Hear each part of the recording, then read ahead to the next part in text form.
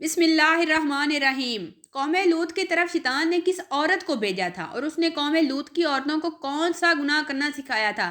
لاقیس کون تھی اور اس نے شیطان کے کہنے پہ کون سی ذمہ داری لی تھی؟ اور کیا قوم لوط کی مردوں کی طرح عورتوں نے بھی بدکاری کی تھی؟ سب سوالات کے جواب جاننے کے لیے ہماری ویڈیو کو آخر تک ضرور دیکھیں۔ تو معزز ناظرین، شیطان اللہ تعالیٰ کا اور بنی آدم کا کھلا دشمن ہے۔ وہ ہر وقت اسی کوشش میں لگا رہتا ہے کہ کون سا کام کرے جس سے بنی آدم اللہ سے دور ہو اور برے راستے پر چلیں۔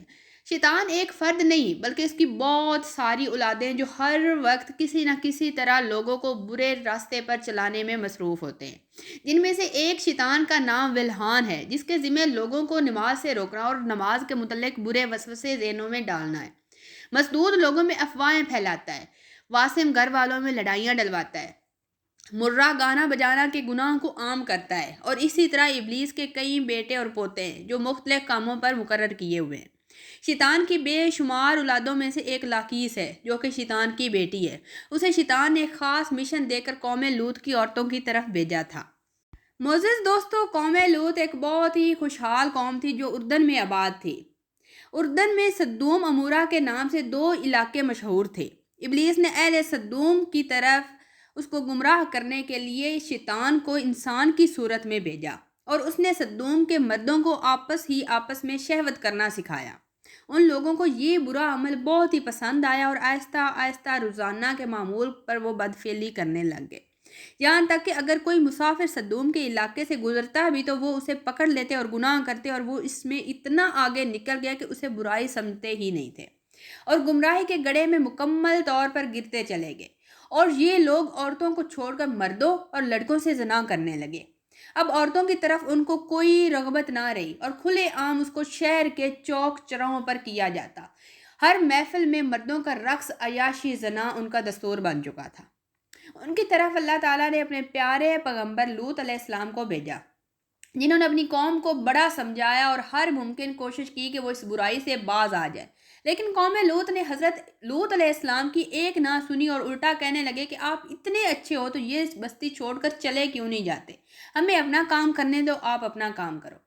اس کام سے ان کی افزائش نسل کا سلسلہ جو اللہ تعالیٰ نے بنایا ہے وہ بالکل ختم ہو گیا، اور ان کے خاندان میں اب کوئی بچہ پیدا نہیں ہوتا تھا، کیونکہ انہیں اپنی عورتوں میں کوئی دلچسپی نہیں رہی تھی اور وہ اپنی عورتوں کو چھوڑ کر مردوں کے پاس جایا کرتے تھے۔ جب قوم لوط نے اپنی عورتوں کو چھوڑ دیا تو ابلیس کے لیے یہ ایک بہت بڑا سنہری موقع تھا جس کا اس نے بھرپور فائدہ اٹھایا اور ایک نئے گناہ کی ابتدا کر دی۔ لہذا ابلیس لائن نے اپنی بیٹی جس کا نام لاقیس تھا اسے اہل سدوم کی طرف بھیجا۔ لاقیس شیطانوں اور جنات میں سب سے زیادہ خوبصورت اور حسین و جمیل لڑکی تھی۔ اب شیطان نے اسے حکم دیا کہ وہ ایک خوبصورت عورت کی شکل اختیار کرے اور قوم لوط کی ان عورتوں کے پاس جائے جن کے مرد بدفعلی میں مبتلا ہو چکے ہیں، ان کو ہم جنسی سکھائے اور ان کو بتائے کہ مردوں کو کس طرح سزا دینی ہے۔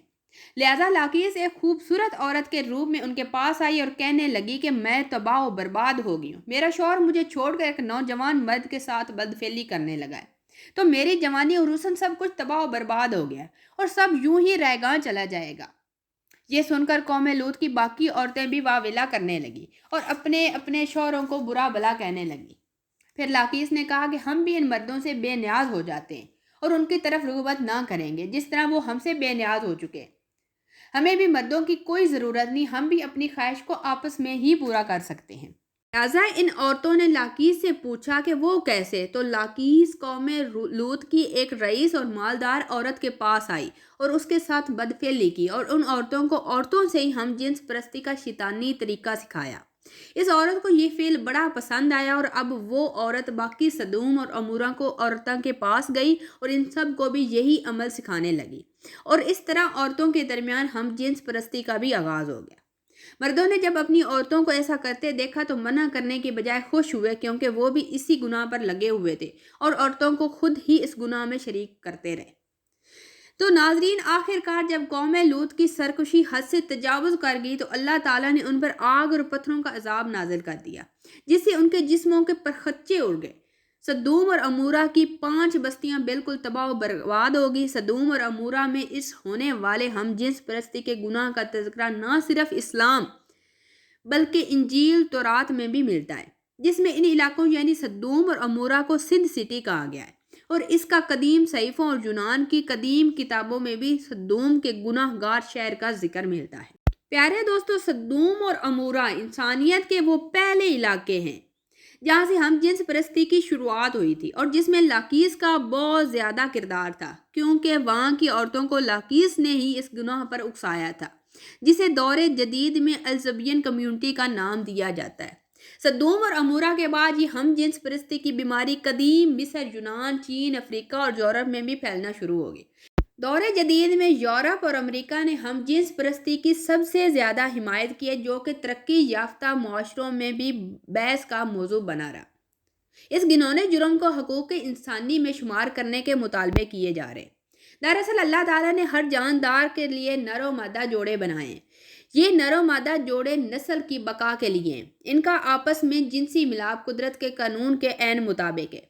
انسانی قانون کسی صورت میں بھی قانون الہی کا نعم البدل نہیں ہو سکتا، اور قانون الہی کے فائدے اور برکات کو کسی انسانی قانون کے ذریعے حاصل نہیں کیا جا سکتا۔ پیارے دوستو، آج اس گناہ کو الزبین کمیونٹی انسانی درجہ دینے پر خوشی مناتے ہیں، لیکن قرآن حدیث میں ہمیں یہ سبق ملتا ہے کہ لوط علیہ السلام کی قوم اسی طرح خوشی منا رہی تھی، اور وہ بھی بے حیائی کا مظاہرہ کر رہی تھی، لیکن جب اللہ تعالیٰ نے ان کی پکڑ کی تو وہ نیست و نابود ہو گئی۔